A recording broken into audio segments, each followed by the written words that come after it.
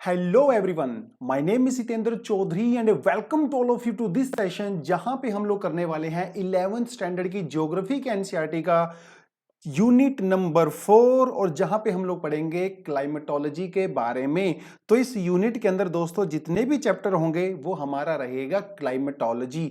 जहां तक ज्योग्राफी की बात आती है, हमारे सिलेबस की बात आती है, हमारा क्लाइमेटोलॉजी, ओशियानोग्राफी और जियोमॉर्फोलॉजी ये तीन सबसे ज्यादा इंपॉर्टेंट पार्ट होते हैं। चाहे आप उसको नॉर्मल फिजिकल या वर्ल्ड ज्योग्राफी में कंसीडर कर लो या फिर आपको इंडियन ज्योग्राफी में भी कंसीडर कर सकते हो, क्योंकि जब इंडियन ज्योग्राफी आप मॉनसून की बात करते हो तो वो पूरे का पूरा आपका क्लाइमेटोलॉजी ही तो कवर करता है। और जब आप फिजिकल ज्योग्राफी में करते हो तो यहां भी क्लाइमेट के रिगार्डिंग बहुत ज्यादा क्वेश्चंस पूछे जाते हैं। इसीलिए ये चैप्टर हमारे लिए इंपॉर्टेंट तो है ही।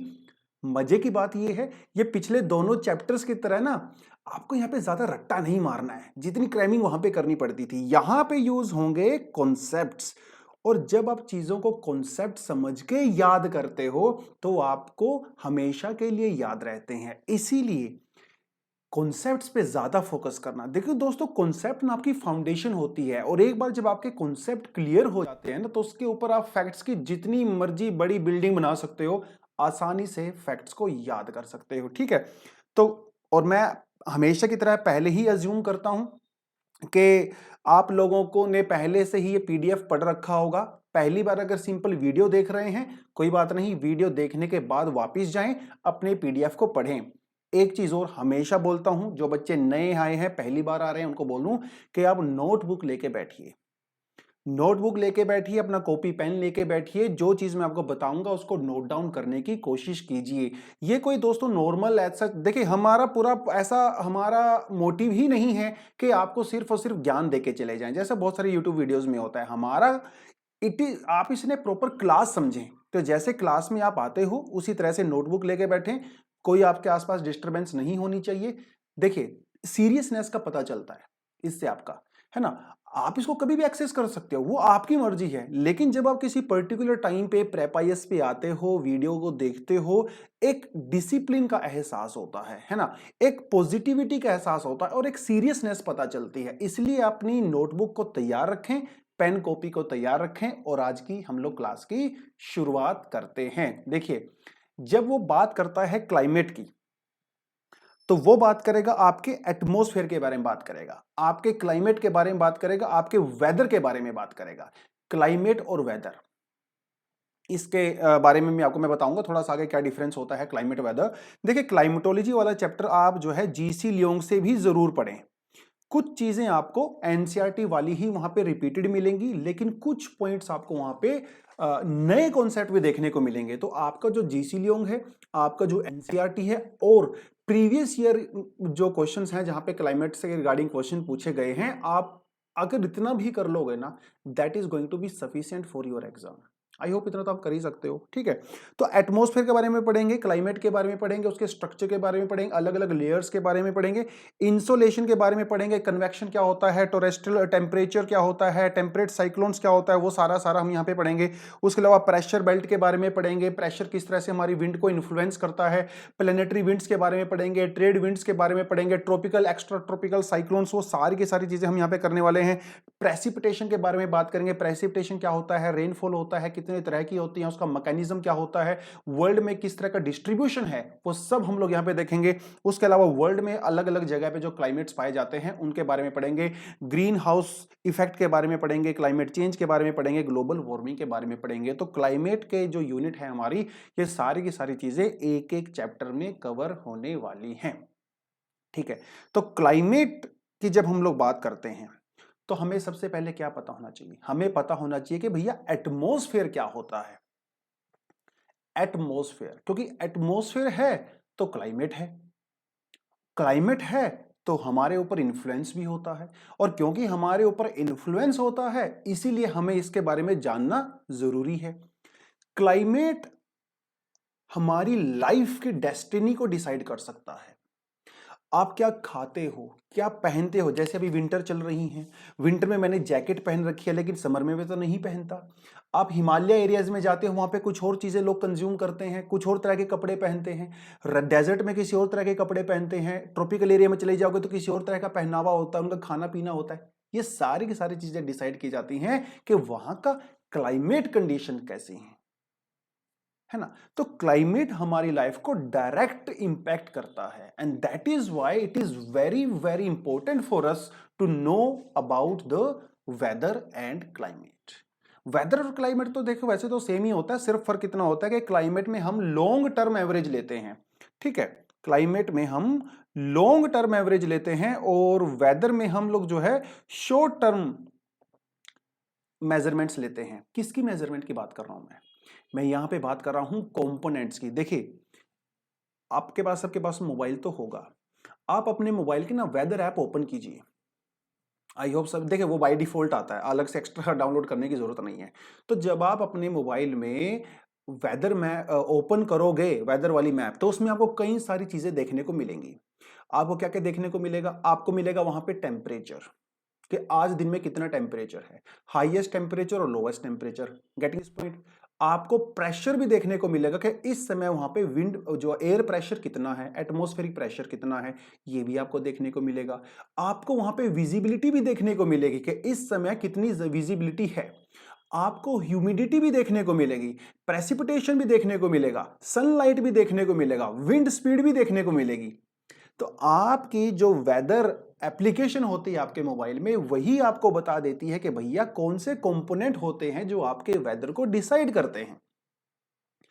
वही सेम कंपोनेंट आपके क्लाइमेट के भी होते हैं, वही सेम कंपोनेंट आपके वेदर के भी होते हैं। फर्क सिर्फ इतना होता है कि क्लाइमेट में हम उनकी लॉन्ग टर्म एवरेज लेते हैं, 30-35 साल की एवरेज लेते हैं, लेकिन वेदर हर घड़ी, हर सेकंड, हर आवर पर डे चेंज होता रहता है। एक लाइन यहां पे आपको बताता हूं, इसको आप अपने एग्जाम वगैरह में भी यूज कर सकते हो। Climate is something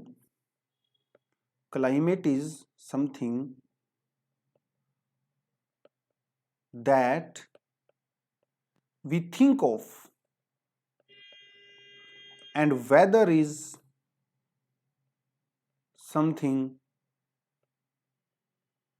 we actually feel. ये दो सेंटेंस में आप क्लाइमेट और वेदर का डिफरेंस बता सकते हो। इसका मतलब क्या है, जैसे अगर मैं एक वर्ड यहां पे बोलता हूं शिमला वर्ड सुनते ही, या मसूरी, आपके दिमाग में क्या आता है? क्या शिमला के क्लाइमेट की इमेज आपके दिमाग में आती है कि शिमला तो ठंडा होगा। अगर आप शिमला में ट्रेवल करने जा रहे हो तो आपको जैकेट लेके जानी पड़ेगी, आपको कैप लेके जानी पड़ेगी, यही तो इमेज है ना। So this is something that we think about Shimla. So when I hear this word Shimla, मुझे लगता है कि वहां पे ठंडा ही होगा। When I heard about Mussoorie, अब मुझे लगता है ठंडा ही होगा।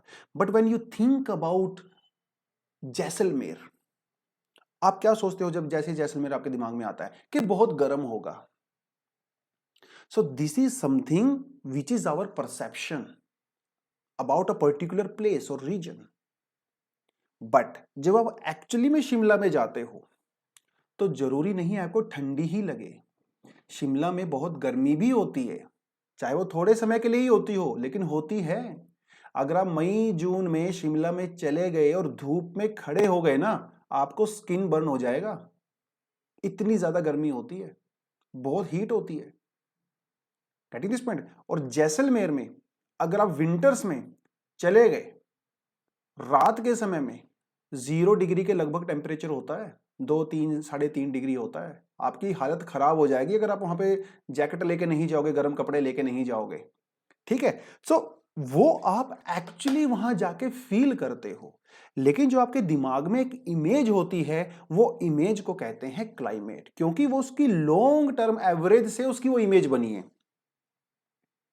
ना, लॉन्ग टर्म एवरेज से इमेज बनी है। कोई इंसान होता है, कहते हैं अरे यार ये तो बड़ा ही बेकार आदमी है। आप उसको बेकार आदमी इसलिए थोड़ी बोलते हो कि वो उसका 2 मिनट का इंप्रेशन नहीं है, वो उसने पिछले 8-10-20 सालों में अपनी इमेज बनाई है कि ये तो बहुत बेकार है, ये किसी की हेल्प नहीं करता, इससे दूर रहो। लेकिन कुछ इंसान ऐसे होते हैं, अरे यार ये बहुत अच्छा आदमी है यार, बहुत हेल्पफुल है यार, है ना, एक अच्छी इमेज। अब वो अच्छी इमेज उसकी 2 मिनट में तो बनी नहीं होगी, है ना।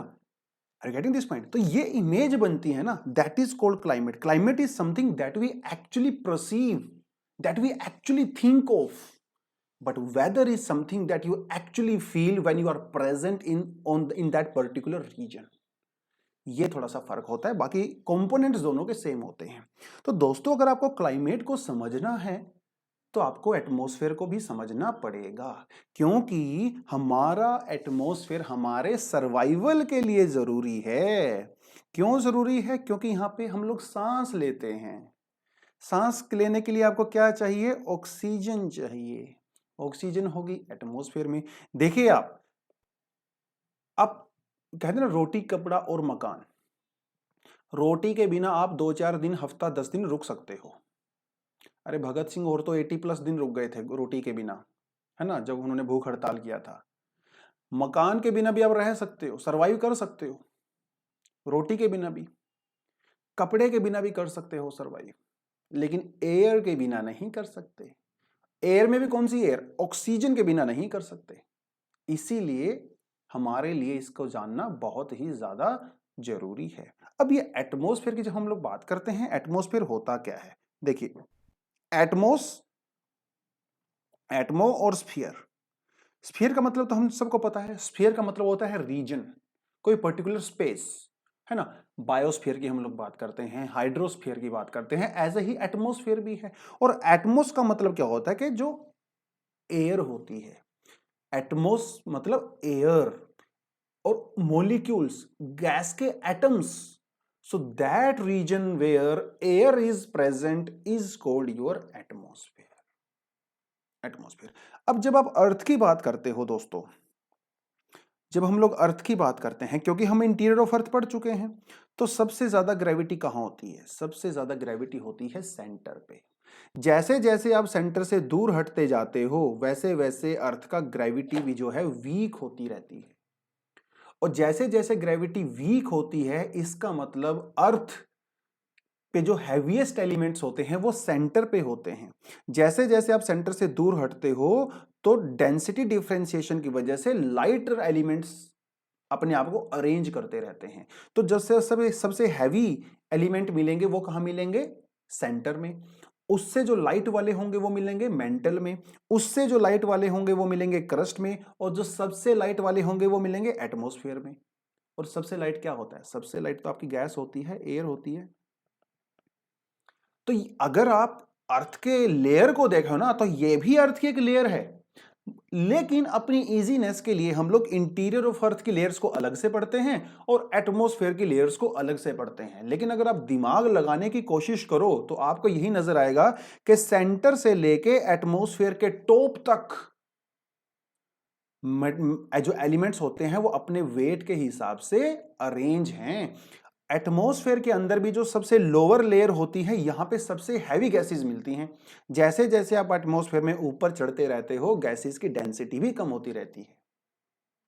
तो दोस्तों जैसे जैसे आप सेंटर से दूर जाओगे, क्योंकि ग्रेविटी कमजोर होती रहती है, इसीलिए आपके जो एलिमेंट्स होते हैं वो भी अपने आप को डेंसिटी के अकॉर्डिंग ही एडजस्ट करते हैं। I hope you are getting this point. ठीक है, चलिए नाउ व्हाट इज एटमॉस्फेयर? देखिए बताने की जरूरत नहीं है, आपको सबको पता है। तो atmosphere is that region which consist of the gases. तो atmosphere is nothing but it is a envelope of gases surrounding the earth. Atmosphere is a mixture of the different gases and it envelops the earth all around। चारों तरफ अर्थ को घेर के रखा हुआ है। इसके अंदर ऑक्सीजन भी है भैया, जो हमें लाइफ प्रदान करती है। अब सुनिए, क्योंकि मैंने आपको पहले ही बताया कि जैसे जैसे हम लोग सेंटर से दूर जाते हैं, वैसे वैसे डेंसिटी भी कम होती रहती है। जो सबसे हैवी गैसेस होती हैं वो नीचे वाली लेयर्स में होती हैं। अर्थ के 32 किलोमीटर के अंदर अंदर हमारा 99% एटमॉस्फेयर का मास होता है। बाकी आप 32 किलोमीटर के ऊपर चले जाइए, 1% होता है। मतलब हमारा जो 32 किलोमीटर के अंदर है ना, 32 के अंदर 99% गैसेस आपकी हैं। Getting this point? क्योंकि सेंटर के पास होता है, सरफेस के पास होता है, डेंसिटी ज्यादा होती है और ग्रेविटेशन पुल भी ज्यादा होता है ना? वही पूरी बात कर रहा है। कहता है कि जो हमारा एटमॉस्फेयर है दोस्तों वो कलरलेस होता है, ओडोरलेस होता है। नेचुरल एटमॉस्फेयर की हम लोग बात कर रहे हैं। अगर आप किसी फैक्ट्री वैक्ट्री वाली जगह पे चले जाओगे तो वहां पे आपको बदबू आती है, तो वो तो ओडोरलेस नहीं है, क्योंकि आपके एटमॉस्फेयर के अंदर या कुछ वैसी गैसेस होती हैं जो ओडोरलेस नहीं होती हैं। तो हम लोग नेचुरल एनवायरनमेंट की बात करें तो it is colourless and it is odourless. ठीक है। और ये जो एटमॉस्फेयर है ना आपके आसपास, ये आपको वैसे फील नहीं होता है कभी भी। अब मैं यहाँ पे बैठा हुआ हूं, मुझे कोई एटमॉस्फेयर ऐसा फील नहीं हो रहा है, ना मुझे कोई एयर फील हो रही है। लेकिन अगर मैंने पंखे को ऑन कर दिया फिर मुझे एयर और एटमॉस्फेयर फील होने लगेगा, क्योंकि विंड की फॉर्म में हमें फील होता है। तो विंड क्या होती है? Wind is nothing but the moving air. और विंड जब शांत होती है दैट इज नॉर्मल एयर, और जब एयर चलने लगती है दिस इज कॉल्ड विंड, है ना? तो और कुछ ज्यादा उसमें फर्क होता नहीं है। खैर आगे बढ़ते हैं। Now let's talk about the composition of atmosphere. अब ये बार बार आपको मैं नहीं बताऊंगा कि हमारे एटमॉस्फेयर के अंदर अलग अलग लेयर्स होती हैं। जैसे इंटीरियर ऑफ अर्थ के अंदर लेयर्स होती हैं, ऐसे ही एटमॉस्फेयर के अंदर भी लेयर्स होती हैं। इंटीरियर ऑफ अर्थ के अंदर लेयर्स क्यों होती हैं? Because of the gravity and because of the difference in the density of the materials. उसी तरह से हमारे एटमॉस्फेयर के अंदर भी होती हैं। जो हैवी गैसेज होती हैं वो नीचे होती हैं, जैसे जैसे लाइट गैसेज होती हैं वो ऊपर की तरफ चली जाती हैं। As simple as that. ठीक है। अब हमारे एटमॉस्फेयर के अंदर आपको क्या क्या देखने को मिलता है, क्या क्या होता है हमारे एटमॉस्फेयर में? तो एक तो सिंपल सा एग्जांपल आप दे सकते हो कि सर गैसेस होती हैं। ये तो बहुत ही आसान सा आंसर हो गया। हमारे एटमॉस्फेयर के अंदर दोस्तों वाटर वेपर्स भी होते हैं। अब ये वाटर वेपर वहां पे कहां से आए? अरे भैया जब टेम्परेचर इंक्रीज होगा, हीट मिलेगा, तो आपका जो वाटर है वो इवेपोरेट नहीं होगा क्या? तो जब वाटर को हीट मिलती है तो आपका जो वाटर है वो लिक्विड स्टेज से गैसियस स्टेज में कन्वर्ट हो जाता है और वो गैस बन जाता है, जिसे आप वाटर वेपर कहते हो। तो water vapour is the gaseous state of our water. इसके अलावा और क्या मिलता है? इसके अलावा मिलते हैं आपको डस्ट पार्टिकल्स, धूल मिट्टी डस्ट पार्टिकल्स। दिल्ली में तो बहुत सारा ही होता है, इतना सारा पोल्यूशन है ना? तो ये चीजें होती हैं आपकी एटमॉस्फेयर के अंदर। ठीक है। अब कहता है दैट अब ये जो हमारा डायग्राम है इसको अभी अब दिखाऊंगा कि 8.1 जो डायग्राम है वो दिखाता है। कहता है कि हमारे एटमॉस्फेयर के अंदर जो है अलग अलग लेयर्स पाई जाती हैं, और हमारे एटमॉस्फेयर के अंदर जो ये लेयर्स होती हैं, इन लेयर्स के अंदर जो गैसेस होती हैं उनका प्रोपोर्शन भी चेंज होता रहता है। मतलब आप जब बहुत हायर ऑल्टीट्यूड पे चले जाते हो, जब हायर लेयर में चले जाते हो, तो वहां पे आपको ऑक्सीजन नहीं मिलेगी, वहां पे आपको क्या मिलेगा? हाइड्रोजन मिलेगा। थोड़ा बीच वाली लेयर्स में आओगे आपको ओजोन मिलेगा, नीचे वाली लेयर में आओगे आपको नाइट्रोजन और ऑक्सीजन मिलेगा। तो जैसे जैसे अलग अलग लेयर्स होती हैं आपकी गैसेस भी का जो प्रोपोर्शन है वो भी चेंज होता रहता है। ठीक है, अकॉर्डिंग टू दिस एनसीईआरटी। हालांकि इसमें काफी कॉम्प्लिकेशंस होती हैं, लेकिन वो अभी नहीं करेंगे। अभी हम वो जब क्लास हम लोग शुरू करेंगे क्लास में उसको आपको मैं करवाऊंगा। फिलहाल हम लोग अपनी जितनी डिटेलिंग है मोस्टली एनसीईआरटी के आसपास ही रखने की कोशिश करेंगे। ठीक है। देखिए फिर कहता है atmosphere in such a way that the oxygen will be almost negligible quantity at the height of 120 kilometre. मतलब 120 किलोमीटर के बाद आपको ऑक्सीजन नहीं मिलेगी। अगर मिलेगी भी ना तो बहुत ही ज्यादा कोई मॉलिक्यूल इधर उधर मिलेगा। 120 के किलोमीटर के बाद almost negligible amount of oxygen you will find. उसी तरह से जो आपकी कार्बन डाइऑक्साइड होती है और जो वाटर वेपर्स होते हैं 90 किलोमीटर के बाद आपको वो भी नहीं मिलेंगे। अरे पहले ही हम लोगों ने बता दिया भैया 32 किलोमीटर के अंदर ही अंदर आपका 99% एटमॉस्फेयर है, तो 32 किलोमीटर से ऊपर तो आप वैसे ही कुछ एक्सपेक्ट नहीं करते। अब 120 किलोमीटर के बाद कहां आपको ऑक्सीजन मिलेगी यार? ऑक्सीजन एक हैवी गैस होती है, वो इतना ऊपर नहीं जाएगी। अगर मिलेगी भी तो कोई एक आधा मॉलिक्यूल इधर उधर मिलेगा आपको, बहुत ज्यादा डिस्टेंस होगा जिसके बीच में, है ना? एक मॉलिक्यूल यहां मिलेगा, एक 200 किलोमीटर के बाद मिलेगा, एक 100 किलोमीटर के बाद मिलेगा, ऐसे मिलेगा। और 90 किलोमीटर के बाद आपको जो है वाटर वेपर तो वैसे भी हैवी होते हैं, तो वाटर वेपर आपको वैसे ही नहीं मिलेंगे और कार्बन डाइऑक्साइड भी नहीं मिलेगी। ठीक है। तो ये थोड़ा सा आप इसको फैक्ट्स को याद कर लेना है। अब ये बात करता है कि कौन कौन सी गैसेस हमारे एटमॉस्फेयर में होती हैं। ये बताने की आपको जरूरत नहीं है, ऑलरेडी सबको पता है, हम बचपन से इसको पढ़ते आ रहे हैं। नाइट्रोजन है भैया 78.808%, ऑक्सीजन है 20.95, फिर आर्गन है 0.9, कार्बन डाइऑक्साइड है 0.03, फिर नियोन आ जाती है। आपने क्या करना है, जो टॉप 5 है, टॉप 5 को याद कर लोगे तो ये भी आपके लिए काफी है। असेंडिंग ऑर्डर में और डिसेंडिंग ऑर्डर में याद कर लोगे तो आसानी से याद हो जाएगा।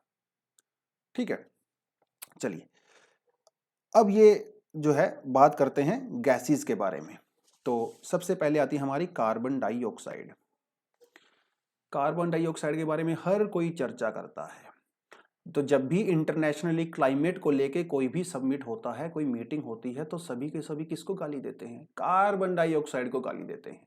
हालांकि कुछ समय से मीथेन को भी गाली देना शुरू किया है, लेकिन सबसे ज्यादा गाली किसको पड़ती हैं, कार्बन डाइऑक्साइड को पड़ती हैं। क्यों? क्योंकि कार्बन डाइऑक्साइड हमारे ग्लोबल वार्मिंग के लिए रिस्पॉन्सिबल है। इसका मतलब ये नहीं कि दूसरी गैसेज नहीं है, और गैसेज भी रिस्पॉन्सिबल हैं, बट कार्बन डाइऑक्साइड सबसे ज्यादा गाली पड़ता है इसको। थोड़ा इसके बारे में बताऊंगा अभी आपको। तो कहता है meteorologically it is very important gas as it is transparent to the incoming solar radiation but opaque to the outgoing terrestrial radiation. वैसे तो ये जो पॉइंट इसने बताया है ये आपका एनवायरनमेंट और इकोलॉजी का पॉइंट है, वहां पे हम लोग इसको अच्छे से करते हैं, लेकिन फिर भी आपको एक छोटी सी झलक में बता देता हूं। फिर कहता है कि कार्बन डाइऑक्साइड जो है आपका ग्रीन हाउस गैस इंपैक्ट के लिए रिस्पॉन्सिबल होता है। और हमारी अर्थ में जो कार्बन डाइऑक्साइड है वो कहां से रिलीज होती है, आप जो फॉसिल फ्यूल्स बर्न करते हो, डीजल गाड़ियां चलाते हो, पेट्रोल गाड़ियां चलाते हो, कोल को बर्न करते हो, थर्मल पावर प्लांट वगैरह इलेक्ट्रिसिटी को प्रोड्यूस करने के लिए, है ना, यहां से बहुत सारा कार्बन डाइऑक्साइड हम यहाँ पे रिलीज करते हैं। तो हम ये कह सकते हैं कि कार्बन डाइऑक्साइड जो है एक ग्रीन हाउस गैस है, क्योंकि इसकी वजह से ग्रीन हाउस गैस इंपैक्ट होता है। देखिए डिटेल में आपको मैं एनवायरमेंट वाले सेक्शन में करवाऊंगा, लेकिन हल्का सा आपको आइडिया दे देता हूं। क्या कहता है कि जो इनकमिंग सोलर रेडिएशन है उसके लिए कार्बन डाइऑक्साइड ट्रांसपेरेंट होती है। और दोस्तों ट्रांसपेरेंट का मतलब क्या होता है, ट्रांसपेरेंट का मतलब होता है जब आप किसी चीज को अलाउ कर देते हो तो वो तो ट्रांसपेरेंट होती है। जो खिड़की वगैरह में शीशा नहीं लगा होता है वो भी तो ट्रांसपेरेंट होता है, आप उसके आर पार देख सकते हो। ये होता है ट्रांसपेरेंट का मतलब, जब आप सनलाइट को अलाउ करते हो कि जाइए भाई आराम से, कोई दिक्कत नहीं है। और ओपेक का मतलब होता है जब आप उसको अलाउ नहीं करते हो। अब रुकिए यहां पे, that is the meaning of opaque. तो जब कोई ओपेक मटेरियल होता है you can not see through it, लेकिन जब ट्रांसपेरेंट मटेरियल होता है you can directly see through it, as simple as that. अब इस छोटे से सेंटेंस का मतलब क्या है थोड़ा सा आपको आइडिया दे देता हूं। देखिए पहले मैं डायग्राम बना देता हूं, उसमें कोई ज्यादा ऐसी दिक्कत नहीं है। तो देखिए जैसे ये हमारे अर्थ का सरफेस है और ये है हमारा एटमॉस्फेयर, राइट। ठीक है, एटमॉस्फेयर तो पूरा ही है, मैं थोड़ा सा कार्बन डाइऑक्साइड समझ लेता हूं यहाँ पे। तो ये हमारी CO2 है। अब सन से रेडिएशन तो आएंगी ही अर्थ के ऊपर, नहीं तो एनर्जी कहां से आएगा भैया, सन से ही तो आता है। अब सन से जो इनकमिंग सोलर रेडिएशन आती हैं, जो इनकमिंग सोलर रेडिएशन सन से आती हैं, ये जो होती हैं ये होती हैं शॉर्ट वेव्स। शॉर्ट वेव का मतलब ये है कि इनकी वेवलेंथ छोटी होती है, और जिसकी वेवलेंथ छोटी होती है उसके अंदर एनर्जी ज्यादा होती है। एनर्जी ज्यादा का मतलब होता है कि फ्रीक्वेंसी ज्यादा होती है, क्योंकि फ्रीक्वेंसी और वेवलेंथ आपस में एक दूसरे से इनवर्सली प्रोपोर्शनल होते हैं। तो छोटी वेवलेंथ होगी तो फ्रीक्वेंसी ज्यादा होगी, फ्रीक्वेंसी का मतलब एनर्जी ज्यादा होगी। भैया सन के अंदर तो इतनी ज्यादा एनर्जी है तो डेफिनेटली ज्यादा एनर्जी के साथ ही आएंगी, राइट। तो जैसे ही ये सन रेज मतलब इनकमिंग सोलर रेडिएशंस, तो जब ये रेडिएशंस हमारे एटमॉस्फेयर के अंदर एंट्री करती हैं तो इनकी मुलाकात किससे होती है, CO2 से मुलाकात होती है। अब ये CO2 से परमिशन लेते हैं कि क्या हम लोग जाएं। CO2 बोलेगा यार मुझे कोई दिक्कत नहीं, क्योंकि मैं शॉर्ट वेव्स को रोकती ही नहीं हूं, आराम से जाइए। तो ये जो इनकमिंग सोलर रेडिएशन है they will go without any opposition from CO2, और वो कहां पे पहुंचेंगी, अर्थ के ऊपर पहुंचेंगी, तो अर्थ के सरफेस पे आएंगी। अब अर्थ का जो सरफेस होता है, हमारी जो क्रस्ट होती है ना, इसके अंदर कैपेसिटी होती है कि ये इन शॉर्ट वेव्स को एब्जॉर्ब कर सकता है, एब्जॉर्ब कर सकता है। तो ये जो शॉर्ट वेव्स हैं वो उसको सरफेस एब्जॉर्ब करेगा। अब हमेशा तो एब्जॉर्ब करके नहीं रखेगा, एक समय ऐसा आएगा जब उसको रिलीज भी करेगा। तो कुछ समय के लिए उसको अपने आप को रोक के रखेगा और बाद में उसको रिलीज कर देगा। देखिए हर चीज रिलीज करते हैं, हम लोग भी तो खाना खाते हैं, पानी पीते हैं, तो हम लोग उसको अपने पेट में थोड़ी रखते हैं, हम भी तो रिलीज करते हैं। और जब हम उसको रिलीज करते हैं तो उसका करैक्टर चेंज हो गया होता है। तो जिस फॉर्म में हम फूड को, लिक्विड को कंज्यूम करते हैं, जब उसको रिलीज करते हैं तो उसका करैक्टर चेंज हो गया होता है, उसका केमिकल कंपोजिशन, फिजिकल कंपोजिशन सब चेंज हो गया होता है। इसी तरह से जब ये शॉर्ट वेव्स अर्थ जब इनको एब्जॉर्ब करके रखती है, जब अर्थ इनको दोबारा से रिलीज करती है, तो उसको कहते हैं टेरेस्ट्रियल रेडिएशन। क्या कहते हैं? Terrestrial radiations. अब ये रेडिएशन फिर से एटमॉस्फेयर में जाएंगी। एटमॉस्फेयर में फिर से कौन मिलेगा इनको? CO2 मिलेगा, है ना, कार्बन डाइऑक्साइड। फिर से ये बोलेंगे कार्बन डाइऑक्साइड को कि मैडम क्या हम जाएं? तब CO2 बोलेगा नहीं नहीं, you can not go now because I have capacity to absorb you. क्योंकि भैया आपका करैक्टर चेंज हो गया है ना। तो ये जो शॉर्ट वेव्स थी ना, अभी ये लॉन्ग वेव्स में कन्वर्ट हो गई हैं, इनकी वेवलेंथ इंक्रीज हो गई है। और CO2 क्या करती है? लॉन्ग वेवलेंथ्स को एब्जॉर्ब कर लेती है। तो now this CO2 will hold these radiations which are terrestrial radiations। पहले वालियों को तो अलाउ कर दिया था, इनको अलाउ नहीं किया था। अब ये उसको अपने अंदर होल्ड करके रखेगी। लेकिन ये भी कब तक होल्ड करके रखेगी? एक समय तो ऐसा आएगा ना जब इसको रिलीज करेगी। तो ये CO2 जो है इसको थोड़े टाइम के लिए अपने पास होल्ड करके रखेगी, लेकिन बाद में फिर से इसको रिलीज कर देगी। और रिलीज कहां करेगी? अर्थ की तरफ। अब ये रेडिएशन फिर से अर्थ की तरफ आएंगी, अर्थ इनको ऑब्जॉर्व करेगी, ये फिर से ऊपर जाएंगी और ये फिर से नीचे आएंगी। यही खेल चलता रहेगा और आपकी हीट क्या हो जाएगी? ट्रैप हो जाती है। इसका मतलब ये नहीं है कि 100% उसने एब्जॉर्व किया तो 100% की अर्थ की तरफ आएंगी। वो धीरे धीरे एटमॉस्फेयर के अंदर भी रिलीज होती रहती है, लेकिन वो नीचे भी आती है। तो इस तरह से दोस्तों हमारी हीट जो है ना वो ट्रैप हो जाती है। इसी को कहते हैं green house gas effect. and it is happening because of the CO2 and other greenhouse gases also। जैसे मीथेन आपका ग्रीन हाउस गैस है, SF6 आपका ग्रीन हाउस गैस है ना, हाइड्रोक्लोरोफ्लोरोकार्बन्स, वो सब वो आपको पता है ना। क्योटो प्रोटोकॉल के अंदर 6 हमारी ग्रीन हाउस गैसेज मानी गई हैं। Are you getting this point? इस ट्रैपिंग को ही कहते हैं ग्रीन हाउस गैस इफेक्ट। ये इफेक्ट आपने अपनी प्रैक्टिकल जिंदगी में भी देखा होगा। अगर आपके पास गाड़ी है, आपके फैमिली के पास गाड़ी है, तो आप उस गाड़ी को ना 2 मिनट जो है धूप में खड़ा करके देखिए। आपने चाहे भैया जितना मर्जी AC चलाया हो, लेकिन 2 मिनट जैसे आपको धूप में खड़ा करोगे ना, उसके अंदर अंदर उबलने लगोगे आप उसके अंदर घुस नहीं पाओगे। क्यों नहीं घुस पाओगे? क्योंकि आपकी गाड़ी के अंदर भी ग्रीन हाउस गैस इफेक्ट होता है। जो शीशा होता है, जो ग्लास होता है ना, वो भी यही काम करता है। वो जो ग्लास होता है वो भी इनकमिंग सोलर रेडिएशंस को, तो मतलब शॉर्ट वेव को तो अलाउ कर देता है, लेकिन जब वो शॉर्ट वेव आपकी गाड़ी के अंदर घुस जाती हैं और वो फिर वो बाहर जाने की कोशिश करती है, जाने नहीं देता। तो वो ग्लास भी जो है उस हीट को आपकी गाड़ी के अंदर ही ट्रैप कर देता है। वो भी आपका ग्रीन हाउस गैस इफेक्ट है। ये आपको बिल्डिंग्स में भी देखने को मिलता है। आपके घरों में जो खिड़कियां होती हैं तो वो विंटर के टाइम में बड़ा काम की होती हैं, क्योंकि विंटर के टाइम में वो हीट को अंदर तो आने देती हैं लेकिन बाहर नहीं जाने देती, जिसके अंदर आपको घर में जो आराम से गर्मी फील होती है विंटर्स के समय में। तो वो भी आपको देखने को मिलता है ना। अब आप एक छोटा सा आपको और एग्जांपल देता हूं। जैसे आप जब फॉरेन कंट्रीज में जाते हो, जब आप यूरोपियन, स्पेशली यूरोपियन कंट्रीज में जाते हो, तो वहां में आप जाके बिल्डिंग्स को देखना, वहां पे बिल्डिंग आपको शीशे की दिखाई देती हैं। आप बोलोगे सर इंडिया में क्यों नहीं बनाते हैं हम लोग शीशे की बिल्डिंग्स, है ना, मुंबई में तो नहीं मिलती, दिल्ली में तो नहीं मिलती, यहाँ पे तो सीमेंट की होती हैं, थोड़ा बहुत ग्लास लगा होता है लेकिन उतना नहीं। आपको लग रहा होगा कि सर क्योंकि ये महंगा होता है, बिल्कुल भी नहीं। आपका जो शीशा होता है वो आपके सीमेंट से सस्ता पड़ता है अगर आप उसको लार्ज स्केल पे लगवाते हो तो। लेकिन फिर भी इंडिया में क्यों नहीं लगवाते?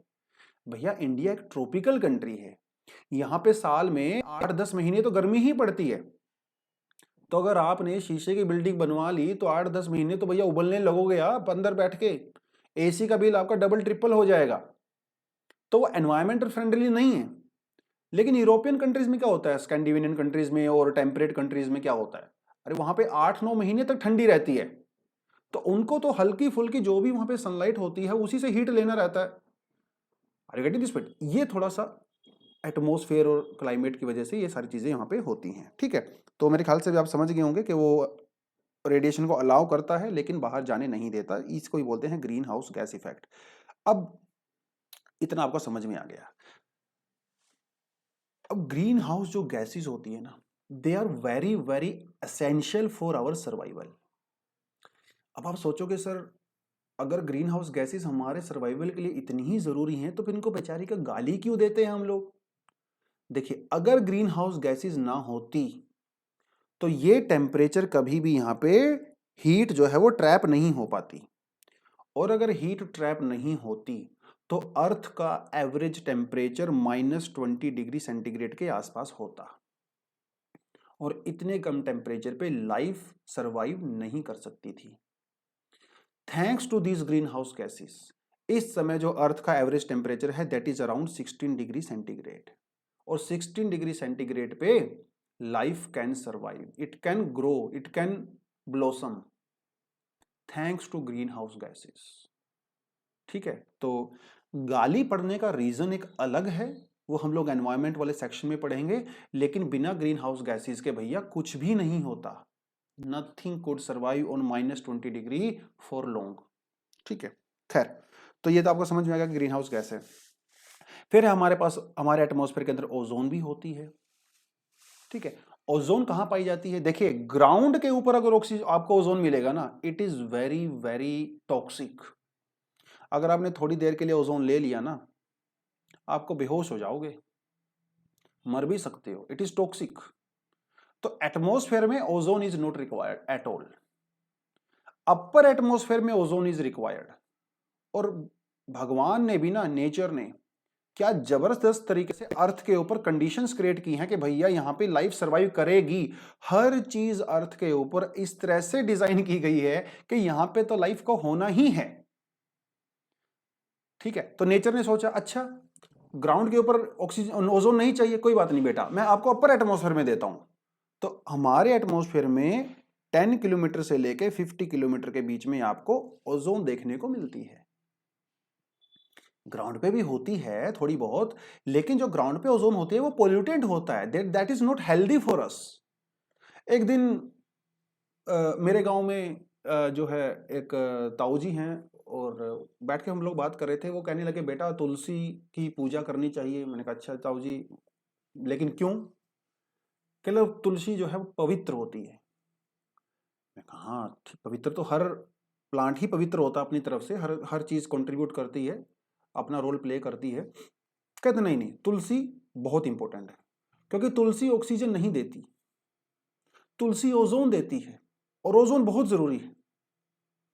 अब मैं ताऊ जी को क्या समझाऊं कि पहली बात तो प्लांट्स रात को फोटोसिंथेसिस नहीं करते, क्योंकि फोटोसिंथेसिस के लिए सनलाइट चाहिए, ठीक है। दूसरी बात, प्लांट जब फोटोसिंथेसिस करते हैं तो हमेशा ऑक्सीजन ही बाई प्रोडक्ट होता है, ओजोन बाई प्रोडक्ट नहीं होता है।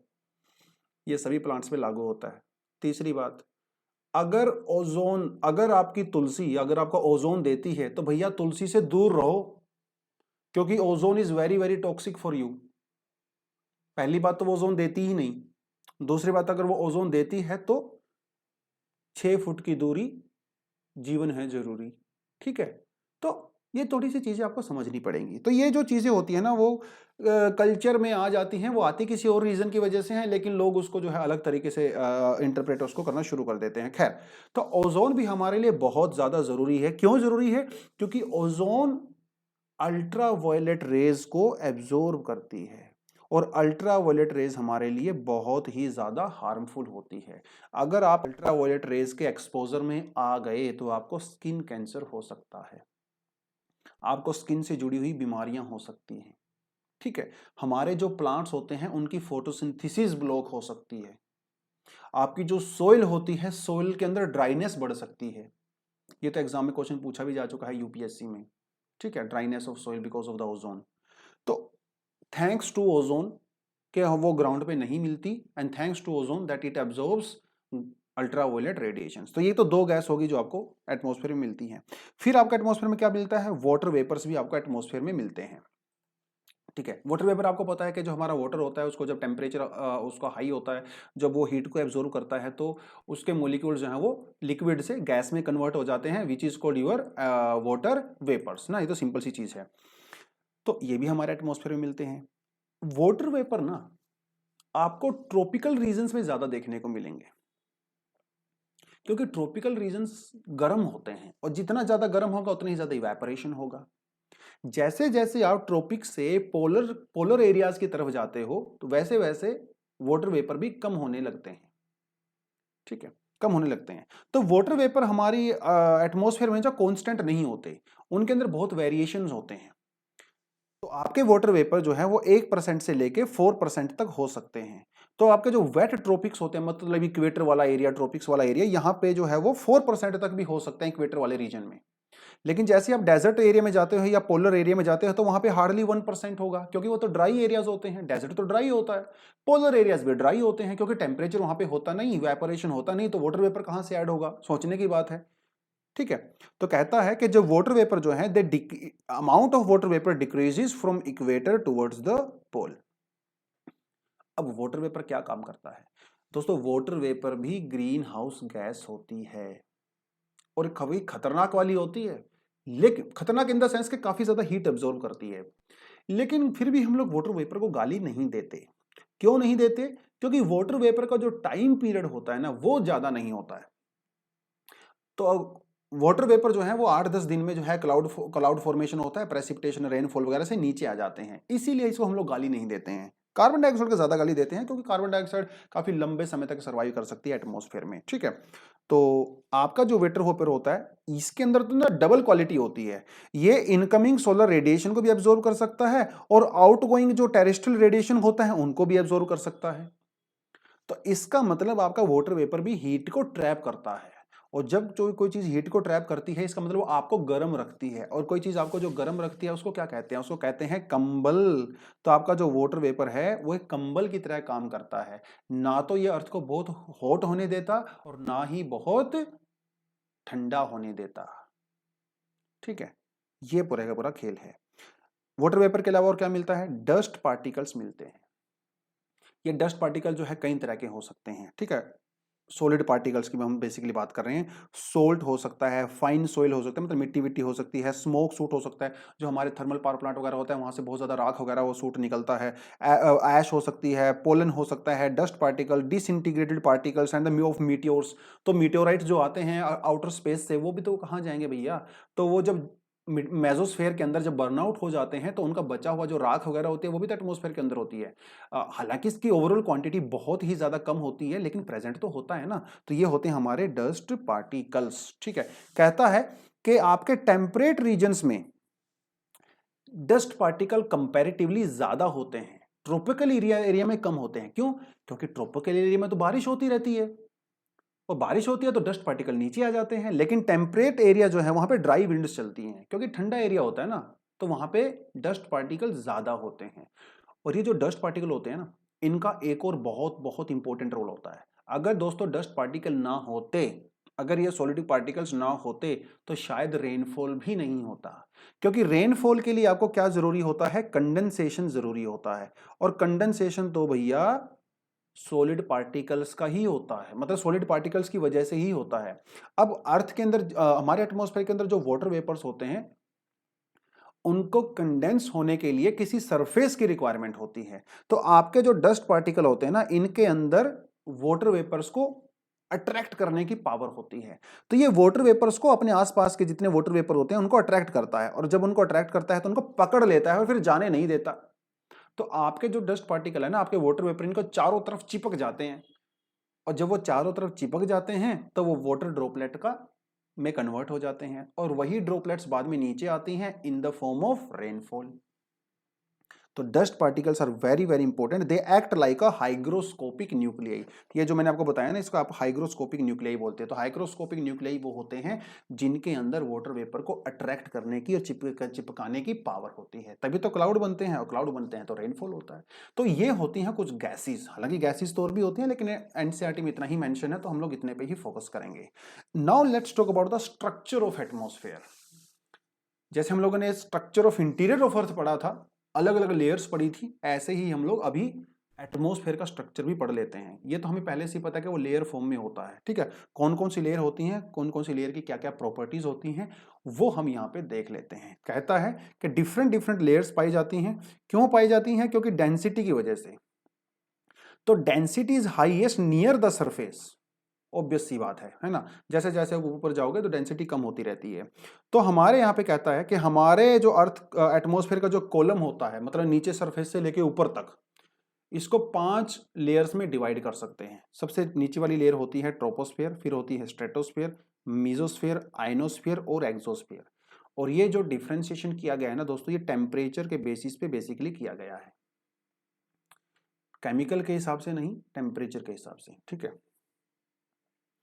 केमिकल प्रॉपर्टी के हिसाब से देखो तो हमारे यहाँ पे 2 लेयर पाई जाती हैं सिर्फ, एक होती है होमोजीनियस और एक होती है हेट्रोजीनियस, ठीक है। लेकिन टेम्परेचर के हिसाब से थर्मल अगर डिफरेंशिएशन देखते हो तो 5 लेयर होती हैं, ट्रोपोस्फियर, स्ट्रेटोस्फियर, मेसोस्फियर, आइनोस्फियर और एक्सोस्फियर। आइनोस्फियर को थर्मोस्फियर भी कहते हैं, थोड़ी थोड़ी देर में देखेंगे। तो now let's talk about the first layer which is your troposphere.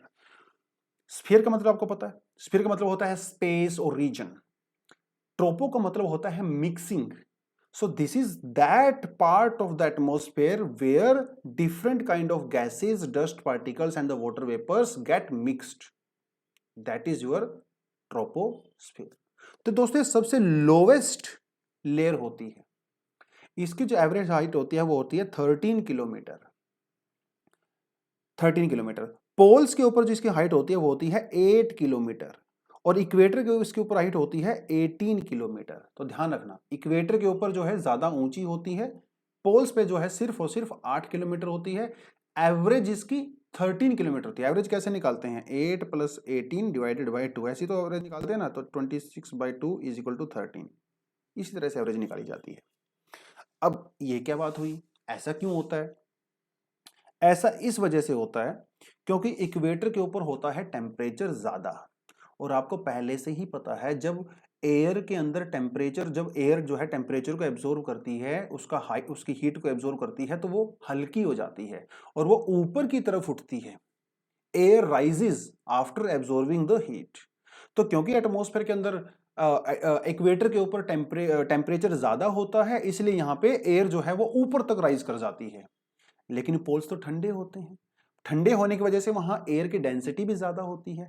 Density ज्यादा होने का मतलब हैवी होती है, और हैवी एयर बहुत ऊपर तक नहीं जा पाती, तो वो सिर्फ 8 किलोमीटर तक ही रह पाती है ना। तो you are getting this point. तो यही मैं आपको समझाने की कोशिश कर रहा हूं कि जैसे ये है आपका अर्थ, यहां पे समझ लीजिए ये आपका इक्वेटर है, और ये समझ लीजिए आपका यहाँ पे पोल है। क्योंकि इक्वेटर के ऊपर टेम्परेचर ज्यादा होता है, इसलिए यहां की जो एयर है ना, वो आपकी 18 किलोमीटर तक राइज कर सकती है, क्योंकि ये लाइट होती है, टेम्परेचर ज्यादा होता है। लेकिन पोल्स के ऊपर जो एयर होती है ना, वो सिर्फ और सिर्फ 8 किलोमीटर तक ही जा पाती है, क्योंकि ठंडी होती है, हैवी होती है। तो ये जो आपकी लेयर होती है ना, ये जो टॉप मोस्ट लेयर होती है, तो ठीक है, ये हमारा पूरा ट्रोपोस्फेयर हो गया। इसकी जो एवरेज हाइट होती है वो होती है 13 किलोमीटर, और इसको कहते हैं ट्रोपोपोज। पोज का मतलब क्या होता है? रुक जाना, कि भैया रुक जाइए, रुक जाइए। अब आप यहां पे एक चीज और को फोकस कीजिए कि जब इक्वेटर से एयर राइज करती है, थोड़ा इसको मैं, हाँ ये वाला ले लेता हूं। जब यहां से एयर राइज करेगी, क्योंकि ये लाइट होती है, और यहां पे हमारी जो एयर है वो सबसाइड करती है, क्योंकि वो हैवी होती है। तो एक तरफ से एयर राइज कर रही है, दूसरी तरफ से एयर सबसाइड कर रही है। तो जहां से एयर राइज कर रही है, और यहां पे तो वैक्यूम क्रिएट हो जाएगा। इस वैक्यूम को फिल करने के लिए एयर कहां से आएगी? इधर से आएगी, और ये एयर जो है ऐसे जाएगी। बन गया पूरा साइकिल, बन गया ना। ये देखो पूरा साइकिल बन गया इस तरह से। तभी तो मैंने कहा था मिक्सिंग होती है। तो यहां पे आपके डिफरेंट जो गैसेस होती हैं, वाटर मॉलिक्यूल्स होते हैं, डस्ट पार्टिकल्स होते हैं, उनकी मिक्सिंग होती रहती है। फिलहाल आप सिर्फ इतना समझ लीजिए, आगे जब हम लोग बात करेंगे तो इसको मैं थोड़ा और कॉम्प्लेक्स बनाऊंगा, क्योंकि इतना सिंपल सिंपल एटमॉस्फेयर के अंदर चीजें नहीं होती हैं। लेकिन इतना आप समझ गए होंगे कि ट्रोपोस्फेयर के अंदर मिक्सिंग क्यों होती है। ठीक है, इसी वजह से यहाँ पे हाइट जो है वो ज्यादा होती है। एक चीज आपको और समझ में आ गया होगा कि जो हाई ऑल्टीट्यूड्स होते हैं, हाई ऑल्टीट्यूड्स के ऊपर जो है टेम्परेचर वो कम होता है, और जो लो ऑल्टीट्यूड्स होते हैं, मतलब मैं हाइट की बात कर रहा हूं, ठीक है, टेम्परेचर ज्यादा होता है। ये भी आपको पहले से पता है। तो जितना ज्यादा आप ऊपर की तरफ जाते हो टेम्परेचर कम होता रहता है, जितना आप नीचे की तरफ आते रहते हो, बॉटम की तरफ, सरफेस की तरफ आते रहते हो, टेम्परेचर इंक्रीज होता रहता है। ये सबको पता है ना। चलिए, क्योंकि ये आगे काम आएगा। अब देखिए, कहता है, ये हम लोगों ने देख लिया कि जो थिकनेस होती है एटमॉस्फेयर की वो इक्वेटर के ऊपर ग्रेटेस्ट होती है, क्योंकि यहाँ पे कन्वेक्शन करंट्स होते हैं। तो ये जो मैंने बताया ना कि जो एयर जो है राइज कर रही है, इसे कन्वेक्शन करंट ही बोलते हैं। ये कन्वेक्शन करंट हम लोगों ने ऑलरेडी इंटीरियर ऑफ अर्थ में पढ़ चुके हैं, राइट। तो वो सारी चीजें, तो डस्ट पार्टिकल्स होते हैं, वाटर वेपर, ये सब यहाँ पे मिक्स हो जाता है। तो इसीलिए जितने भी चेंज होते हैं एटमॉस्फेयर के अंदर वो आपके मोस्टली मतलब 99% आपके ट्रोपोस्फेयर के अंदर ही होते हैं। ठीक है, ट्रोपोस्फेयर में क्या होता है कि 1 डिग्री सेंटीग्रेड टेम्परेचर, जैसे ही आप 165 डिग्री ऊपर जाते हो हाइट, 1 डिग्री टेम्परेचर कम हो जाता है। अब मान के चलिए दिल्ली का टेम्परेचर जो है वो 15 डिग्री सेंटीग्रेड है, और आप जो है 1 किलोमीटर ऊपर चले गए। 1 किलोमीटर का मतलब होता है 1000 मीटर। तो वहां पे जाके टेम्परेचर कितना होगा? 165 किलोमीटर पे टेम्परेचर डिक्रीज होता है 1 डिग्री, तो 1000 पे कितना होगा? Almost 6.4 degree. तो इसमें से 6.4 माइनस कर दो, तो आपको वहां पे लगभग जो है वो 8.5 डिग्री के लगभग टेम्परेचर मिलेगा। तो इसका मतलब ये है कि अगर आपको किसी पर्टिकुलर प्लेस की अगर हाइट पता है, तो आप वहां पे टेम्परेचर को मेजर कर सकते हो बाय दिस सिंपल कैलकुलेशन। इसे क्या बोलते हैं? इसे बोलते हैं लैप्स रेट। क्या बोलते हैं? Lapse rate. आगे आगे जैसे हम लोग क्लाइमेटोलॉजी में आगे बढ़ते रहेंगे, ये सारी चीजें आपके धीरे धीरे क्लियर होती रहेंगी। ठीक है, so that was about your troposphere. तो ठीक है, वो उसके बाद कहता है कि जो ट्रोपोपोज होता है वो किस किस को सेपरेट करता है? नीचे वाली लेयर को और सेकंड लेयर को। सेकंड लेयर कौन सी? हमारी स्ट्रेटोस्फियर है। Now let's talk about the stratosphere. अच्छा, ये टेम्परेचर के बारे में भी यहाँ पे बात कर रहा है। तो जो हमारा ट्रोपोपोज होता है, कहता है जो इक्वेटर के ऊपर ट्रोपोपोज होता है, यहां पे जो ट्रोपोपोज होता है इसका टेम्परेचर होता है -80 डिग्री सेंटीग्रेड, और जो पोल्स के ऊपर ट्रोपोपोज होता है इसका टेम्परेचर होता है -45 डिग्री सेंटीग्रेड। क्यों होता है आप आसानी से समझ गए होंगे, क्योंकि यहां पे 18 किलोमीटर की हाइट होती है और यहां पे सिर्फ और सिर्फ 8 किलोमीटर की हाइट होती है। तो जितना ज्यादा हाइट होगी उतना ही टेम्परेचर कम होगा। हालांकि ग्राउंड पे ज्यादा होता है इक्वेटर पे। ग्राउंड की हम यहाँ पे बात नहीं कर रहे हैं, हम यहाँ पे अपर एटमोस्फेयर की बात कर रहे हैं। तो इक्वेटर पे यहाँ पे टेम्परेचर जो है वो हाई होता है, पोल्स पे यहाँ पे टेम्परेचर काफी लो होता है। लेकिन जब आप ऊपर जाते हो तो इक्वेटर पे टेम्परेचर होता है, इक्वेटर के ऊपर जो ट्रोपोपोज होता है -80, और यहाँ पे होता है -45 बिकॉज ऑफ दिस हाइट। ठीक है, तो इसके बारे में यहाँ पे वही बताया गया है। Now let's talk about the stratosphere. तो हमारी जो दूसरी लेयर होती है वो होती है स्ट्रेटोस्फेयर। इसकी जो हाइट होती है वो जाती है 50 किलोमीटर तक, और इसके अंदर दोस्तों ओजोन भी पाई जाती है स्ट्रेटोस्फेयर के अंदर। और ओजोन क्या करती है? ओजोन जो है वो अल्ट्रावायलेट रेज को एब्जॉर्ब करती है, और जो अल्ट्रावायलेट रेज होती हैं ये काफी हाई एनर्जी वेव्स होती हैं। तो सोचने की बात है, जब स्ट्रेटोस्फेयर के अंदर इतनी हाई एनर्जी रेडिएशंस जब एब्जॉर्ब होंगी तो उसका टेम्परेचर इंक्रीज होगा कि नहीं होगा? सिंपल सी चीज है, बिल्कुल होगा। अब हम लोग चढ़ते हैं इसके डायग्राम के ऊपर। ठीक है, अब बढ़ते हैं डायग्राम के ऊपर। थोड़ा सा आपको समझने की जरूरत है डायग्राम। तो यहाँ पे जो है आप टेम्परेचर मान सकते हो कि ये आपका 10 है, ये आपका 15 है, ये आपका 20 है, ये आपका 25 है, ये 30 है। ठीक है, आगे आगे बढ़ते रहिए।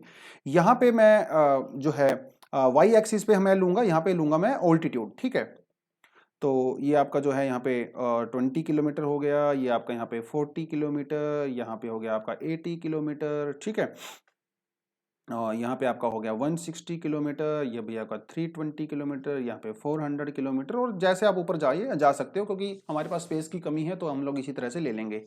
ठीक है, तो पहली जो लेयर होती थी हमारे पास कौन सी थी? पहली लेयर हमारे पास थी भैया ट्रोपोपोज, है ना। ट्रोपोपोज को हम लोग यहाँ पे कंसिडर कर लेते हैं। So this was our tropopause. ठीक है, ट्रोपोपोज। तो ट्रोपोपोज के अंदर पहले ही उसने बता दिया कि जैसे जैसे आप ऊपर बढ़ते हो टेम्परेचर कम होता रहता है। Now let's take this temperature. तो टेम्परेचर जो है हम लोग यहां से मान लेते हैं, ठीक है, और वो टेम्परेचर धीरे धीरे कम होता होता जो है, अच्छा थोड़ा सा मैं इसको यहाँ पे चेंज कर देता हूँ। ठीक है, तो 20 के बाद हम जो है इसको अपनी आसानी के लिए वो है, बाकी तो आपकी मर्जी है, डायग्राम बना सकते हो। तो यहाँ पे मैं इसको ले लेता हूँ 0 डिग्री, यहाँ पे मैं लेता हूँ इसको 50 डिग्री, यहाँ पे मैं इसको लेता हूँ 60 डिग्री, यहाँ पे मैं ले लेता हूँ इसको 90 डिग्री, और यहाँ पे ले लेता हूँ 100 डिग्री सेंटीग्रेड। ठीक है, तो ये माइनस में जा रहा हूँ मैं, -0, -50, -60, -90, और जो है इस तरफ जो है प्लस में जा रहा हूँ, +20, +25, 30। ठीक है, और जो है कहाँ गया, अरे भाई साहब, हाँ ये आ गया। ठीक है, तो और जो है यहाँ पे मैं ले लेता हूँ +100 डिग्री टेम्परेचर, +150, जितना आपको लेना है, क्योंकि डायग्राम ग्राफ हमारे पास बहुत बड़ा नहीं है, तो आप इस तरह से इसको समझ सकते हो। तो जैसे आप जो है ये हमारा हो गया 0 डिग्री, यहाँ पे 0 डिग्री से इस तरफ जाते हो तो माइनस में, और इस तरफ जाते हो तो प्लस में। नाउ लेट्स टॉक अबाउट कि ये टेम्परेचर किस तरह से चेंज होता है। तो हम इसको यहाँ से 16 डिग्री से लेके चलते हैं, 16-17 डिग्री से लेके चलेंगे। तो जैसे जैसे आप ट्रोपोस्फेयर में ऊपर की तरफ जाओगे तो टेम्परेचर डिक्रीज होगा। तो ये टेम्परेचर डिक्रीज होते होते होते जो है, ठीक है, होते होते टेम्परेचर जो है वो -80 डिग्री तक चला जाता है।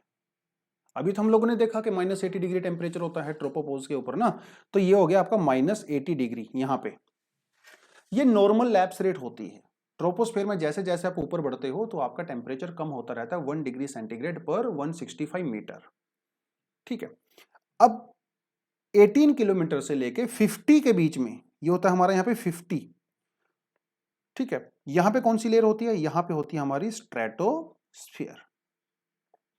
Stratosphere between 18 degree and 50 kilometre, 18 kilometre and 50 kilometre. Stratosphere अंदर क्या मिलता है?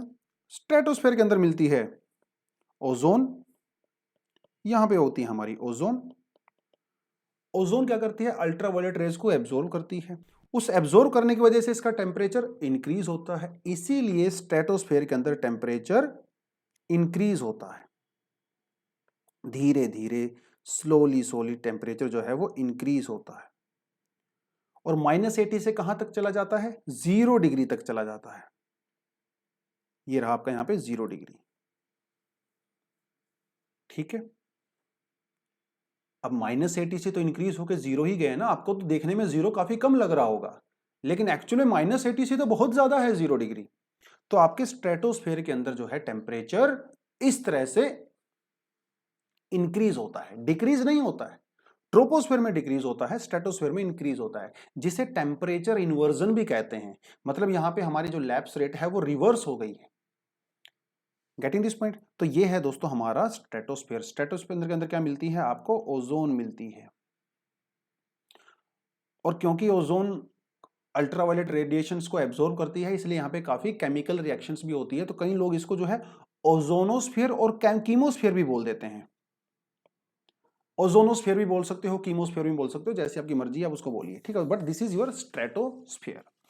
स्ट्रेटोस्फीयर की जो सबसे ऊपर वाली लेयर होती है इसको क्या बोलते हैं? स्ट्रेटोपोज। तो जैसे ये हमारा ट्रोपोपोज था, ऐसे ये हमारा स्ट्रेटोपोज होता है। तो आपके जो हवाई जहाज होते हैं, एक चीज आपको ये समझनी पड़ेगी कि जो हमारी मोस्टली गैसेस होती हैं वो आपके ट्रोपोस्फियर के अंदर ही होती हैं। इसका मतलब ट्रोपोस्फियर से जैसे आप ऊपर जाते हो, ट्रोपोपोज को क्रॉस करते हो, तो आपका वहां पे जो एटमॉस्फेयर होता है काफी काम होता है। कोई क्लाउड व्लाउड नहीं होते वहां पे, ज्यादा हल्के फुल्के इधर उधर देखने को मिलते हैं, लेकिन मोस्टली काफी काम होता है। और वहां पे जेट स्ट्रीम भी चलती हैं। जेट स्ट्रीम बहुत ही ज्यादा हाई वेलोसिटी विंड्स होती हैं जो आपके स्ट्रेटोस्फियर में जो है चलती हैं, मतलब आपके ट्रोपोपोज के पास आसपास जो है ऊपर नीचे चलती हैं। ठीक है, तो क्योंकि ये काफी शांत होता है, इसीलिए जो आपके एरोप्लेन्स होते हैं जो आपके जहाज होते हैं, है ना, इंटरनेशनल जो फ्लाइट्स होती हैं वो यहाँ पे उड़ती हैं क्योंकि उनको शांत माहौल चाहिए, है ना। देखिए यहाँ पे भी देख सकते हो आप। तो ये आपका जो है यहाँ पे ट्रोपोस्फियर है, ये आपके जो है जहाज हो गए, ठीक है। जो आपके स्ट्रेटोस्फेयर मतलब ट्रोपोपोज के थोड़ा सा ऊपर स्ट्रेटोस्फेयर में उड़ते हैं। जनरली ऐसा कहा जाता है कि जो इंटरनेशनल फ्लाइट होती हैं वो आपके ट्रोपोपोज से ऊपर उड़ती हैं और जो डोमेस्टिक फ्लाइट होती हैं वो ट्रोपोपोज से नीचे जाती हैं, लेकिन ऐसा कोई हार्ड एंड फास्ट रूल नहीं होता है, ठीक है। खैर, ये तो हो गया हमारा स्ट्रेटोस्फेयर के बारे में। Getting this point. तो स्ट्रेटोस्फेयर में वैसे हमारे एनसीईआरटी के अंदर भी डायग्राम दिया हुआ है, बहुत बढ़िया, आप ये देख सकते हो कि स्ट्रेटोस्फेयर में जो है वो टेम्परेचर इंक्रीज हो रहा है, ट्रोपोस्फेयर में जो है टेम्परेचर डिक्रीज हो रहा है, ठीक है, टेम्परेचर डिक्रीज हो रहा है। तो ये इसने यहाँ पे -60 तक लिखा हुआ है, कोई बात नहीं, क्योंकि हम आप इसको -80 तक भी कर सकते हो अगर आप मैक्सिमम करना चाहते हो, वो भी गलत नहीं है, क्योंकि -45 से लेके पोल पे -45 होता है और इक्वेटर में -80 होता है, तो आपका मन करे आप यहाँ पे -80 तक भी लेके चली जाइए, ऐसी कोई बात नहीं, ठीक है। तो ये बढ़ता है भैया हमारा स्ट्रेटोस्फीयर, और ये कहाँ तक चला जाता है, 0 डिग्री के आसपास चला जाता है, 0 डिग्री। अब जो थर्ड लेयर होती है हमारी वो कौन सी होती है, यहाँ पे देख सकते हो ये होती है मेसोस्फीयर, ठीक है। थर्ड जो लेयर होती है हमारी that is your mesosphere. Mesosphere की जो हाइट होती है वो कहां तक होती है, 80 किलोमीटर तक होती है। मेसोस्फीयर में भी वही करेक्टरिस्टिक्स होती हैं जो ट्रोपोस्फीयर के अंदर होती है, मतलब यहाँ पे भी टेम्परेचर जो है वो डिक्रीज होना स्टार्ट होता है। डिक्रीज होते होते कहां तक चला जाता है, 100 डिग्री सेंटीग्रेड चला जाता है, -100। तो यहाँ पे आप, मेरा डायग्राम कहाँ गया, ये रहा, नहीं ये नहीं, ये नहीं, ये नहीं, ये रहा डायग्राम, ठीक है। तो भैया टेम्परेचर जो है आपका वो 0 डिग्री से डिक्रीज होना स्टार्ट होगा और कहां तक जाएगा, -100 तक जाएगा। और इसकी जो हाइट है वो कहां तक होती है, यहाँ 80 किलोमीटर तक होती है ना। देखिए थोड़ा सा इजीनेस के लिए ना इसको मैं थोड़ा ऊपर बना देता हूँ, थोड़ा यहाँ कर देता हूँ 80 किलोमीटर, ठीक है, क्योंकि रफ एंड टफ सा बना रहे हैं, कोई ऐसा हार्ड एंड फास्ट नहीं बना रहे हैं, इसको थोड़ा ऊपर कर देता हूँ। तो टेम्परेचर कहाँ तक जाएगा, 100 तक जाएगा, तो लेके जाइए इसको 100 तक, ये चला गया 100 तक, ये हो गया हमारे यहाँ पे पूरा -100। तो पहले टेम्परेचर डिक्रीज हुआ, स्ट्रेटोस्फेयर में टेम्परेचर इंक्रीज हुआ, 0 डिग्री तक चला गया, मेसोस्फेयर में फिर से डिक्रीज हुआ तो 80 किलोमीटर तक। तो ये जो हमारी लेयर होती है ये होता है आपका यहाँ पे मेसोस्फीयर, और ये ऊपर जो वाली लेयर होती है ये होती मेसोपोज। तो पहले डिक्रीज, फिर इंक्रीज, फिर से डिक्रीज, ठीक है। मेसोस्फीयर के बारे में हमें बहुत ज्यादा नॉलेज एक्चुअली नहीं है, ठीक है, लेकिन एक बात हमें पता है कि जो मीटियोर्स आते हैं वो जैसे ही मेसोस्फीयर के अंदर एंट्री करते हैं तो एक्सेसिव फ्रिक्शन होने की वजह से यहीं पे बर्न डाउन हो जाते हैं, आग लग जाती है उनके अंदर और जल के राख हो जाते हैं। मोस्टली जो बहुत बड़े होते हैं उनका कुछ हिस्सा जो है वो अर्थ के ऊपर भी आ सकता है, और अगर बहुत ही ज्यादा बड़े हुए तो वो अर्थ के ऊपर भी आगे गिर सकते हैं और हमारी लाइफ को खत्म डिस्ट्रॉय कर सकते हैं, ठीक है। तो ये होता है आपका मेसोस्फीयर। तो ज्यादा इंफॉर्मेशन हमारे पास इसकी नहीं है, बस थोड़ा सा वो देख लीजिए। मेसोस्फीयर के ऊपर जो हमारी एक और लेयर होती है दोस्तों वो होती है थर्मोस्फीयर। थर्मोस्फीयर को जो है आप आइनोस्फीयर भी कह सकते हो, ठीक है। तो ये होती है हमारी थर्मोस्फीयर। थर्मोस्फीयर की जो हाइट होती है वो कहां तक जाती है, 400 किलोमीटर तक जाती है, 400 किलोमीटर तक जाती है। अब थर्मोस्फीयर के अंदर जो है टेम्परेचर दोबारा से इंक्रीज होना स्टार्ट होता है, ठीक है। तो ये इंक्रीज होते होते जो है काफी ज्यादा चला जाता है, ये आपका 1500 डिग्री तक जा सकता है, इससे ज्यादा भी जा सकता है लेकिन 1500 डिग्री तक भी जाता है, ठीक है, काफी ज्यादा इंक्रीज होता है। अब यहाँ पे गैसेस तो बहुत कम होती हैं, मतलब हार्डली आपको गैस देखने को मिलेगी, लेकिन जो है जो गैस के हल्के फुल्के मॉलिक्यूल्स होते हैं ना बहुत दूर दूर दिखाई देते हैं। अब थर्मोस्फीयर में जो एयर होती है वो इतनी ज्यादा रेयर होती है, मतलब कम डेंस होती है, लेकिन इनके ऊपर जो सनलाइट होती है तो डायरेक्ट पड़ती है। अब आप एक सोचिए एक बात को कि यहाँ पे जो छोटे मोटे मॉलिक्यूल हैं तो यहाँ पे जब सन रेडिएशन आएगी, और सन की रेडिएशन में तो एक्सरेज भी होती हैं, एक्सरे तो हाईली एनर्जेटिक रेज होती हैं, अल्ट्रावायलेट रेज भी होती हैं। तो भैया जब ये अल्ट्रावायलेट रेडिएशंस और एक्सरे रेडिएशंस इन बेचारे मॉलिक्यूल से टकराती हैं ना, तो इन मॉलिक्यूल जो है ये आयनाइज हो जाते हैं, तो ये अपने इलेक्ट्रॉन्स को रिलीज कर देते हैं, तो ये हो जाते हैं आयोनाइज्ड, और इसीलिए जो है इसको आयनोस्फीयर कहा जाता है।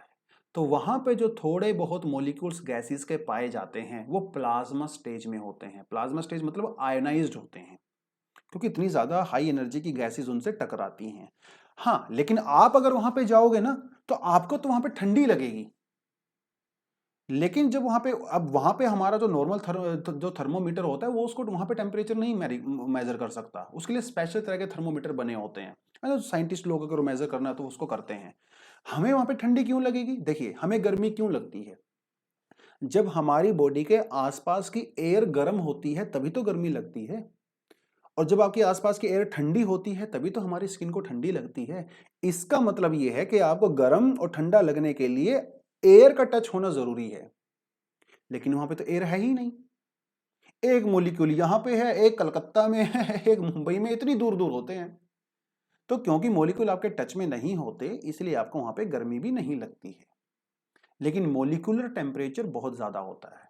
अगर आप एक मॉलिक्यूल को पकड़ के उसका टेम्परेचर मेजर करो तो वो काफी ज्यादा हो सकता है, 1000 डिग्री प्लस भी हो सकता है, 1500 2000 तक भी हो सकता है। तो ये होता है हमारा थर्मोस्फेयर। वैसे हमें ज्यादा जानकारी नहीं होती है थर्मोस्फेयर के बारे में भी, लेकिन क्योंकि यहाँ पे ये जो मॉलिक्यूल्स होते हैं वो आयनाइज्ड होते हैं, इसलिए उनके अंदर एक खास प्रॉपर्टी होती है। वो प्रॉपर्टी ये होती है कि अगर अगर अर्थ से अगर आप रेडियो सिग्नल्स को भेजते हो, यार कोई और कलर ले लेते हैं बढ़िया सा, कोई यूनिक सा, हाँ ये ले लेते हैं। अगर आप अर्थ से रेडियो सिग्नल्स को भेजते हो तो वो रेडियो सिग्नल्स जो है ना इन आयनाइज्ड मॉलिक्यूल से टकरा के वापिस आ जाते हैं, वापिस आ जाते हैं। इसीलिए थर्मोस्फेयर के अंदर जो लेयर्स होते हैं, इसीलिए क्योंकि हम आयनोस्फेयर भी बोलते हैं, इसको रेडियो कम्युनिकेशन के लिए भी यूज किया जाता है, क्योंकि ये रेडियो वेव्स को टकरा के वापिस भेज देते हैं। और आपके जो सैटेलाइट्स वगैरह होते हैं, जो लो अर्थ ऑर्बिट सैटेलाइट होते हैं, जैसे हमारे इंटरनेशनल स्पेस स्टेशन वगैरह है, और भी लो अर्थ जो ऑर्बिट्स होते हैं, वो भी आपके थर्मोस्फेयर के अंदर ही होते हैं, क्योंकि ये रेडियो कम्युनिकेशन के लिए काफी ना यूजफुल एक लेयर होती है। सो दिस इज योर थर्मोस्फेयर। ठीक है, तो थर्मोस्फेयर के बारे में वो रेडियो वेव्स वगैरह, वो रिफ्लेक्ट बैक, वो सब कुछ मैंने यहाँ पे बता ही दिया है। ठीक है, तो थर्मोस्फेयर से जो सबसे वाली ऊपर लेयर होती है उसे कहते हैं एग्जोस्फेयर। ठीक है, एग्जोस्फेयर की जो हाइट है वो कितनी भी जा सकती है, हमें नहीं पता। तो फाइनली वहां से जो है मतलब वो आउटर स्पेस के अंदर जाके मिक्स हो जाता है। ठीक है, कुछ लोग उसको 10,000 किलोमीटर बोलते हैं, आपका मन करे तो आप 10,000 किलोमीटर भी बोल सकते हो ना, वो कोई ऐसा नहीं है, लेकिन ये पूछते नहीं एग्जाम में, क्योंकि उसका कोई फिक्स नहीं होता है। नासा अलग बात करता है, इसरो अलग बात करता है, वो रशिया वाले अलग बात करते हैं। तो बेसिकली ऐसा यहाँ पे कुछ है नहीं, क्योंकि एग्जोस्फेयर के अंदर जो लेयर होती हैं बहुत, वहाँ पे थोड़ा बहुत आपको हाइड्रोजन हीलियम वगैरह मिलता है, और कोई ऑक्सीजन वगैरह तो वहाँ पे नहीं मिलेगी। ठीक है, तो धीरे धीरे ऊपर जो है आपका आउटर स्पेस शुरू हो जाता है। ठीक है, देखिए यहाँ पे एक चीज आपको देखने को मिलेगी, इसे कहते हैं, ये देखिए, कर्मन लाइन। ठीक है, वैसे तो पूछता नहीं हो एग्जाम में कर्मन लाइन। कर्मन जो है एक वॉन कर्मन नाम था इनका, ये हंगरी के में पैदा हुए, उसके बाद में ये साइंटिस्ट बने, और इन्होंने रिसर्च वगैरह किया, तो इन्होंने एक लाइन दी और उनका नाम रखा कर्मन लाइन। तो इसकी जो हाइट होती है वो होती है 100 किलोमीटर। तो इनका कहना था कि 100 किलोमीटर के बाद आउटर स्पेस शुरू हो जाता है और अर्थ का एटमॉस्फेयर खत्म हो जाता है।